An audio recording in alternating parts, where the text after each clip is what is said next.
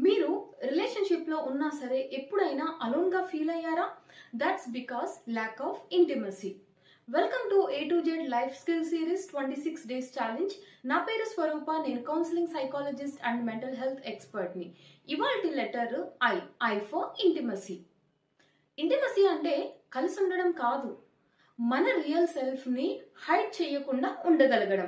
చాలా రిలేషన్షిప్స్‌లో క్లియర్‌గా కమ్యూనికేట్ చేసుకుంటారు. ఒకరి కోసం ఒకరు టైం కూడా స్పెండ్ చేసుకుంటారు. బాగా ఎఫర్ట్స్ పెడతారు. బట్ స్టిల్ సేఫ్టీ అన్నది మిస్ అవుతుంది. So as per psychology intimacy అంటే ఫిజికల్ క్లోజ్‌నెస్ కాదు. Emotional safety. అంటే మీ థాట్స్ చెప్పినప్పుడు జడ్జ్ చేయరన్న నమ్మకం, మీ ఫీలింగ్స్‌ని ఎక్స్‌ప్రెస్ చేసినప్పుడు ఇగ్నోర్ చేయరన్న కాన్ఫిడెన్స్. ఇదే ఇంటిమసీ. ఇంటిమసీ గ్రో అవ్వాలి అంటే పర్ఫెక్ట్ వర్డ్స్ అవసరం లేదు. ఫిక్స్ చేయకుండా వినడం, డిఫెండ్ అవ్వకుండా యాక్సెప్ట్ చేసి ఎమోషనల్ గా అవైలబుల్ గా ఉండడం. మరి A to Z life skill series లో నెక్స్ట్ లెటర్ అయిన జే తో ఏ లైఫ్ స్కిల్ అయి ఉండొచ్చు? గెస్ట్ చేసి కామెంట్ చేయండి.